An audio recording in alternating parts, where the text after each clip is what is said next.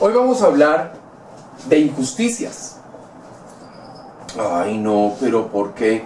¿Cómo íbamos de bien y ya le dio por hablar de injusticias? Bueno, verán, en estos días encontré en la biografía de la gente en Twitter, uno a veces encuentra frases que son bien interesantes, que son realmente inspiradas, que muestran un corazón bien enfocado en nuestro Dios. Y entonces la frase decía: lo injusto muchas veces es justo lo que necesitas. Uy, ¿cómo así? Lo injusto es muchas veces, es lo justo, es lo que necesitas. Es justo lo que necesitas. Miren, comencé a explorar este asunto y hay que tener algo fundamental en primer lugar. Nuestro Señor Jesucristo nunca ha prometido que no viviremos injusticias. O sea, por ninguna parte vamos a encontrar que nuestro Señor diga: no, ustedes no van a vivir injusticias. No. Al contrario, Él dice: mire, van a vivir injusticias y van a dar su vida y van a ser perseguidos y van a... O sea, eso lo encontramos en la palabra de Dios. Sin embargo, lo que nuestro Señor sí promete es que Él nos va a librar de todas las injusticias. Él va a sacarnos en limpio. Él va a restituir nuestro nombre. Él va a restituir nuestra dignidad en medio de esa prueba que es la injusticia. Y las injusticias se presentan en todas partes. En la escuela, en el trabajo, en la vida diaria, ¿sí? En todas esas situaciones de nuestra cotidianidad, nos terminamos padeciendo injusticias. Y esas injusticias duelen, afligen, nos ponen tristes. Oiga, ¿por qué me están persiguiendo? ¿Por qué me están están cometiendo contra mí esas injusticias? Bueno, la realidad es que las injusticias deben darnos esperanza, ¿sí? ¿Y qué nos debe dar esperanza? Vamos a concretarlo. Por ejemplo, esas acusaciones que hacen contra nosotros sin fundamento. Es que usted es mal geniado, es que usted es muy exigente, es que usted es ratero. O sea, una cantidad de acusaciones sin ningún sentido y sin ningún sustento que hacen. Es que usted es mal hijo, es que usted es mal papá, es que usted es mal hermano. Acusaciones que hacen sin fundamento alguno. ¿O qué tal esta? Estamos trabajando, dejamos un trabajo ahí encima del escritorio, vamos a tomarnos un café y de repente nos damos cuenta que en ese momento un compañero o compañera de trabajo nos robó el trabajo. Nos robó eso que habíamos tardado semanas elaborando. Nos lo robó, y no solo eso, sino que fue y lo presentó y se ganó las indulgencias, se vanaglorió con el trabajo que nosotros habíamos hecho. Otro de los grandes temas de injusticia: el maltrato de la familia. Porque seamos realistas, la familia es el epicentro de las mayores injusticias que se cometen contra el ser humano. Las familias creen que tienen la patente de corso para juzgarnos. Creen que tienen la patente de corso para ir y calumniarnos. y achacarnos 100.000 cosas, y como se enteran solo de un pedacito y nunca de todo, o sea, son casuísticos, ¿no? Ven el árbol, pero nunca el bosque. Las familias nos acusan y nos despedazan por algo que no hicimos. Entonces, fíjense que las injusticias son situaciones que pasan en la cotidianidad. Pero esas situaciones de cotidianidad no tenemos que enfrentarlas quedándonos quietos como, ay, pobrecito yo. No. Las injusticias deben darnos esperanza. Ahora, hay injusticias que son mucho más dolorosas, ¿sí? Porque una cosa es que digan que uno no es buen hijo, o que uno no es buen papá, o que uno no es buen hermano. Sí, eso. Y otra cosa es que, por ejemplo, a un hombre termine en la cárcel por una falsa acusación. ¿Sí? O que una cosa es que me robe el trabajo un compañero o compañera de trabajo. ¿Y por qué digo compañera? Porque a mí me pasó. ¿Sí? A mí me robaron trabajos y después iba la más poco agraciada mentalmente, por no decirlo feo, de mis compañeras, e iba y lo presentaba como si fuera ella, ¿sí? Y se ganaba el crédito y todo lo demás. Pero eso es una cosa, y eso sí molesta, duele, atormenta. Pero que a uno lo acusen, una mujer, de haber intentado abusar de ella, y que uno termine con sus huesitos en la cárcel por esa acusación, eso ya es mucho más complicado. Este ejemplo que estoy dando es real. Y es por este ejemplo que vamos a trabajar en el asunto de la esperanza a través de las injusticias. Hablemos de José. Él fue llevado a Egipto y terminó como esclavo de Potifar. Potifar era el jefe de la guardia de Faraón, ¿no? Y entonces resulta que llegó José a la casa de Potifar y las cosas comenzaron a darse tremendamente bien. Los negocios de Potifar iban perfecto, el faraón lo trataba a Potifar como si fuera su niño consentido, las matas florecían, o sea, todo prosperaba porque la bendición de Dios a través de José entró a la casa de Potifar. Fíjense que Potifar no era creyente. Potifar no era como Daniel o como cualquier otro de los personajes de la Biblia. Potifar no era creyente, ni más faltaba. Sí, él era egipcio. Él adoraba a los gatos, que al faraón y todo lo demás, pero de Dios, poco, nada. Sin embargo, por estar José en esa casa, Potifar recibió bendiciones. Y entonces todo prosperaba, todo iba muy bien. Y resulta que José, el esclavo, era un tipo muy simpático. Era un tipo apuesto, ¿sí? Con poco cabello, unas entradas así, bien cortado, cabello negro, ¿sí? Gafas, una nariz larga. No, a ver, vamos a ser serios. José era un tipo muy atractivo, era un tipo muy simpático. ¿Y qué pasó? Pues que la mujer de Potifar le echó el ojo a José. Esa mujer lo veía y sentía muchas cosas en ese momento. Tanto que llegó un día y le propuso de frente: José, duerme conmigo. ¿Sí? Vamos a leer, por favor, Génesis, capítulo 39, versículos 8 y 9. Y él no quiso, y dijo a la mujer de su amo: he aquí que mi señor no se preocupa conmigo de lo que hay en casa, y ha puesto en mi mano todo lo que tiene. No hay otro mayor que yo en esta casa, y ninguna cosa me ha reservado sino a ti, por cuanto tú eres su mujer. ¿Cómo pues haría yo este grande mal y pecaría contra Dios? O sea, la respuesta de José fue muy querida, muy simpática, pero no. Porque primero, Potifar puso en mí toda su confianza, ¿sí? Y hay una cosa que no puedo tocar por obvias razones, que es a la mujer de mi patrón, de mi amo. Y lo segundo es que si me metiera con usted, señora, termino pecando contra Dios. ¿Pero qué creen? La señora no se conformó con el rechazo, no.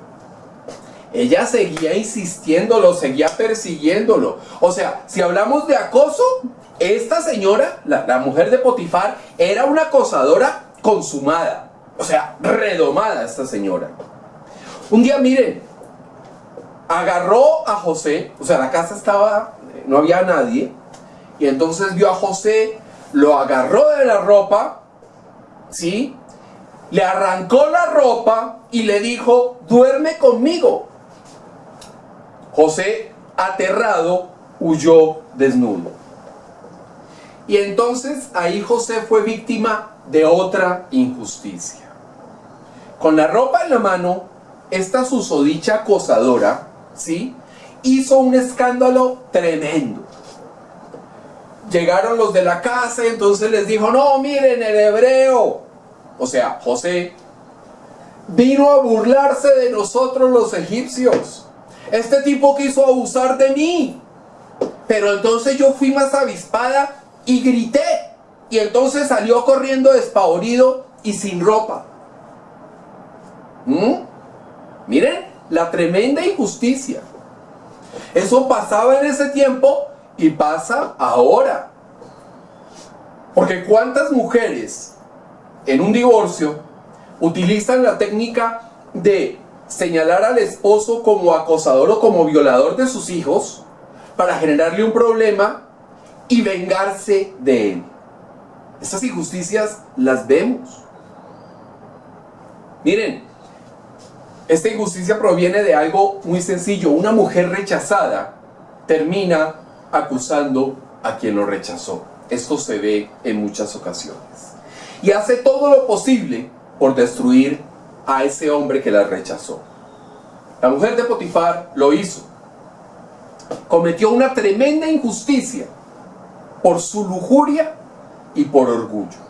¿Sí? La lujuria fue, obviamente, José no estuvo con ella. Y el orgullo, ¿cómo me va a rechazar a mí tan linda, tan bien puesta, tan bien maquillada? ¿Cómo me va a rechazar a mí? Y entonces cuando Potifar llegó a la casa, la mujer le dio su versión de la historia. Vamos a leer, por favor, Génesis, capítulo 39, versículos 17 y 18. Entonces le habló ella las mismas palabras diciendo, el siervo hebreo que nos trajiste vino a mí para deshonrarme. Y cuando yo alcé mi voz y grité, él dejó su ropa junto a mí y huyó fuera.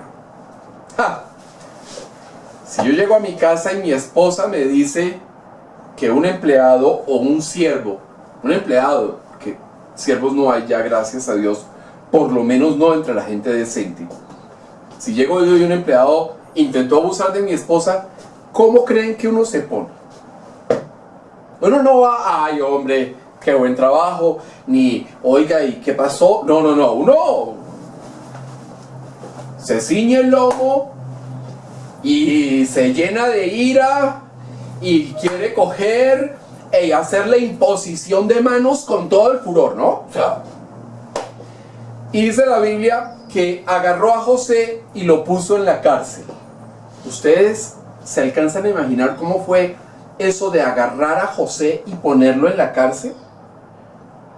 Yo me imagino que fue patadas, puños, palo, o sea, lo volvió, lo masacró y puso sus huesitos en la cárcel. Miren esa injusticia, termina José ahí en la cárcel. ¿Y qué pasó allá? ¿Qué pasó en la cárcel? ¿Qué pasó en ese sitio en el que José iba a padecer la injusticia? Pues que Dios estuvo con José en todo momento. Imagínense que el muchacho le simpatizó al jefe de la cárcel. Este muchacho es juicioso, es serio, es disciplinado, ¿sí? Miren esas entradas. O sea, es un tipo simpático, buena persona, ¿sí? Y entonces lo puso a cuidar a los presos. Y en ese proceso de estar cuidando a los presos llegaron el copero, el jefe de coperos, y el panadero de Faraón, porque ellos terminaron con sus besitos también en la cárcel. Y José fue puesto a cargo de esos personajes. Y entonces resulta que el copero y el panadero de Faraón tuvieron un sueño. Cada uno tuvo un sueño por aparte. Y entonces José los vio como medio indispuestos, como medio inquietos con ese sueño, y les preguntó qué les pasaba, y cada uno le narró su sueño. Y entonces al copero le dijo que en 3 días sería restituido. Y además le dijo, mire, yo le interpreté el sueño y todo, hable de mí favorablemente con Faraón, ¿sí? Por si me necesita para alguna situación. Y también le dijo José al copero, vamos a leer por favor Génesis 40:15.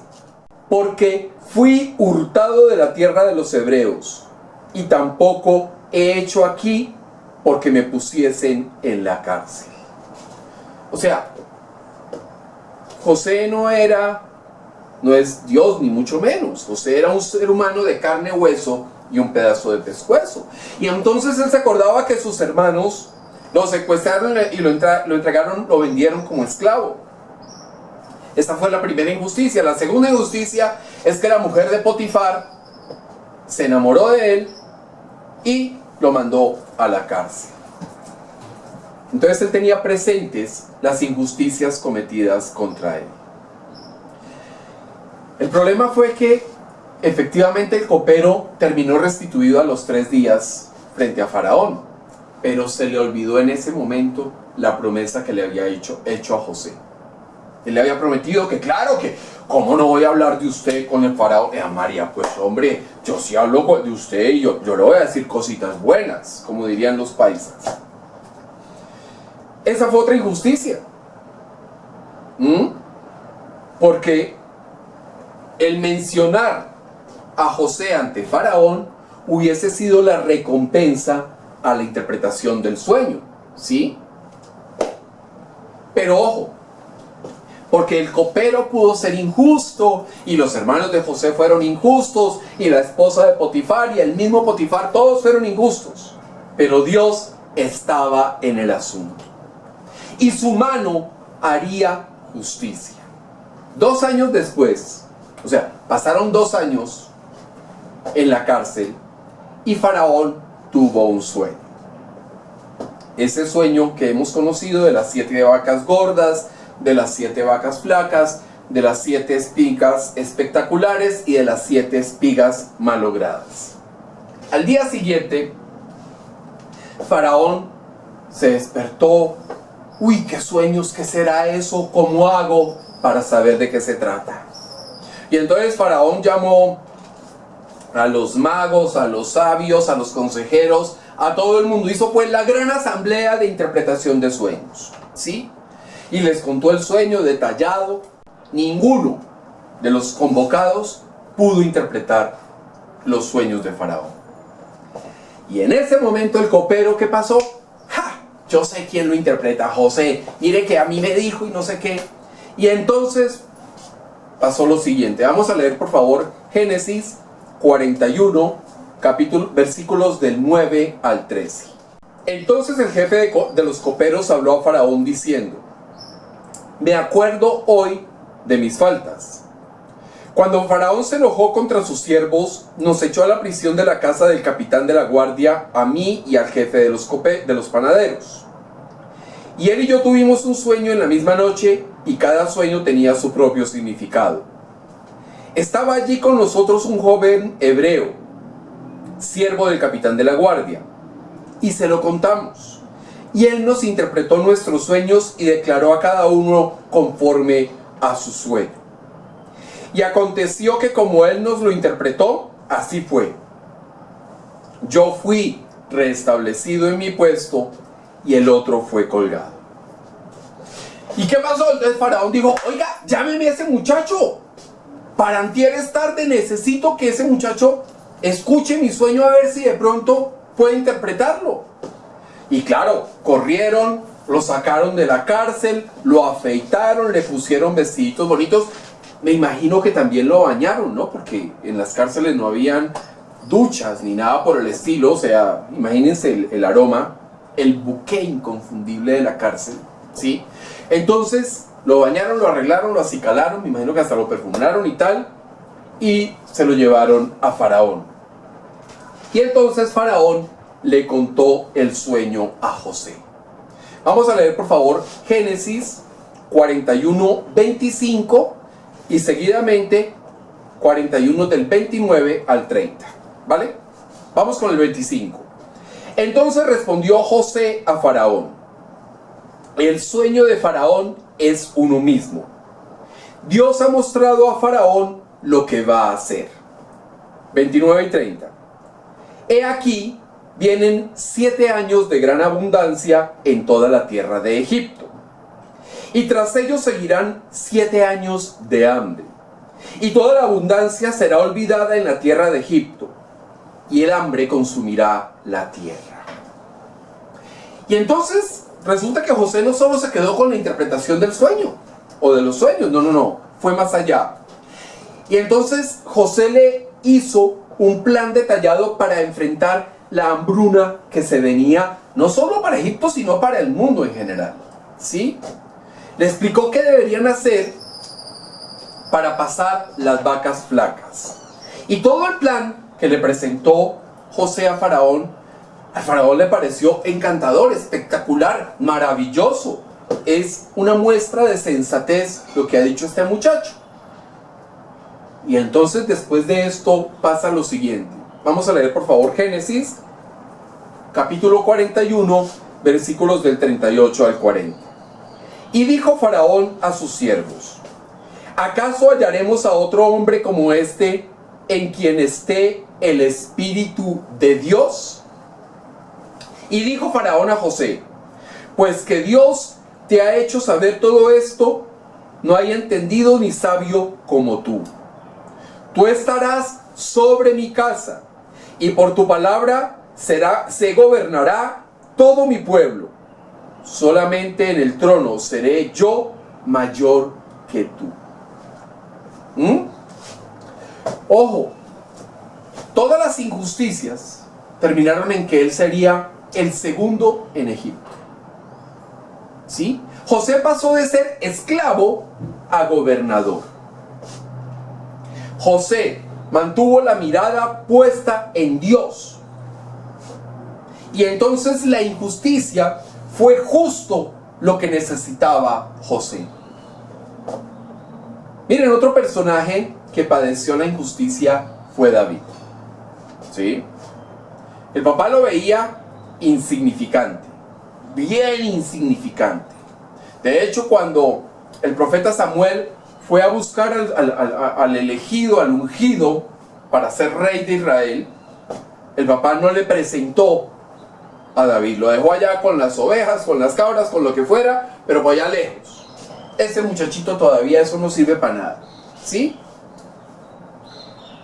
Y aunque el papá lo vio insignificante, finalmente fue elegido rey de Israel, ¿no? A David lo veían como un niño flacucho, como un niño débil, pero ojo sorpresa, ese niño flacuchento y débil derrotó a Goliat. Y después de derrotar a Goliat, pues la fama de David creció como pólvora en toda Israel. Y entonces la gente lo aclamaba y hablaban de David, y eso salían, y el corrillito, el costurero: ay, mija, si viste ese David, cómo es de buen muchacho, cómo cogió y le partió la mandarina en gajos a ese tal Goliat, ese filisteo miserable. Ah, María, es que ese muchacho sí es muy bueno. ¿Ah? O sea, la gente estaba emocionada con David. Vamos a leer por favor Primera de Samuel, capítulo 18, versículos 6 y 7. Aconteció que cuando volvían ellos, cuando David volvió de matar al filisteo, salieron las mujeres de todas las ciudades de Israel cantando y danzando para recibir al rey Saúl, con panderos, con cánticos de alegría y con instrumentos de música. Y cantaban las mujeres que danzaban y decían: Saúl hirió a sus 1000 y David a sus 10,000. Las mujeres salieron a recibir a Saúl y a David. Y estaban dichosas, cantaban con panderetas y bailaban y todo. Estaban honrando, estaban homenajeando al que había derrotado al filisteo. Y lo recibieron así. Y entonces las mujeres cantaban: Saúl hirió a 1000 y David a 10,000. En otras palabras, ellas decían que David había hecho 10 veces más que el rey Saúl.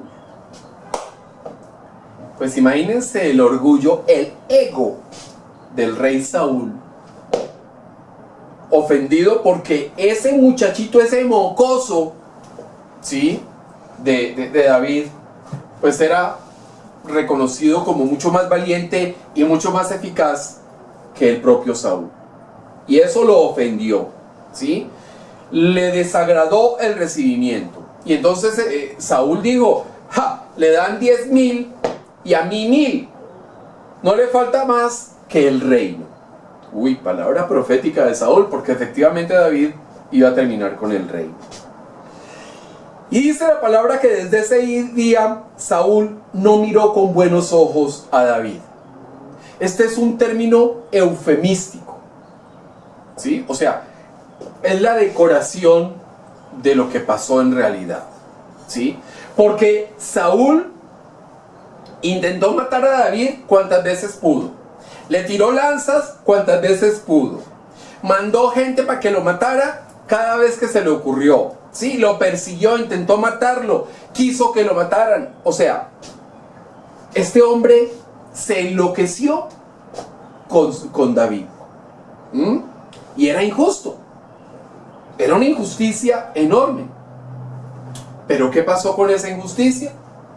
Que David terminó ocupando el trono de Saúl. ¿Sí? José entonces padeció varias injusticias. Pero esas injusticias eran justo lo que necesitaba.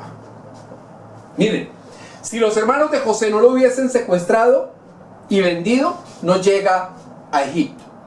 ¿No es cierto? Si la mujer de Potifar no lo hubiese calumniado, pues José no termina con sus huesitos en la cárcel. Si no hubiese estado en la cárcel, no habría interpretado el sueño del copero. Y si no hubiese, el copero no se hubiese olvidado de su promesa, olvidado durante 2 años, ¿sí? Y si de pronto lo hubiera hecho inmediatamente, de repente Faraón no le habría dado credibilidad. Sí, porque el copero estaba emocionado de estar en libertad y tal, y no habían sueños que interpretar, entonces no le hubiese dado mayor credibilidad. Miren, todo en la vida de José lo conjugó Dios para que José pasara de esclavo a gobernador.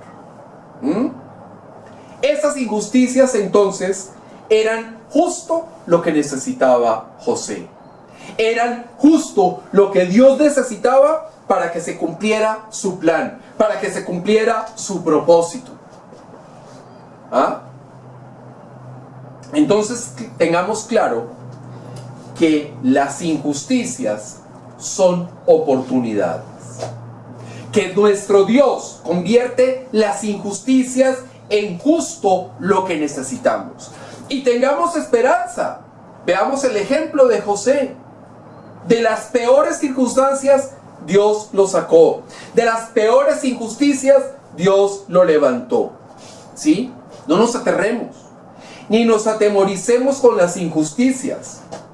Agradezcámosle a Dios que esas injusticias ocurren en nuestra vida. Tengamos la fe, entonces, y la confianza de que las injusticias y de que todo en nuestra vida, todo obra para bien. Es cuestión entonces de creer en el poder de nuestro Señor Jesucristo. Es cuestión de saber, de comprender, de aceptar que nuestro Señor, que Jesús, que el Cristo, que nuestro Redentor está en todos los asuntos de nuestra vida. Entonces hay que creer y hay que saber que Dios está en el asunto. Puede que no sea a nuestra manera, puede que no sea para satisfacer nuestros caprichos, pero de lo que sí estoy seguro es que de las injusticias que Dios ha demostrado, que esas injusticias y todas las injusticias que se producen en nuestra vida son justo lo que necesitamos para servirle a nuestro Dios, para crecer y para salir fortalecidos, porque la victoria está en Jesús.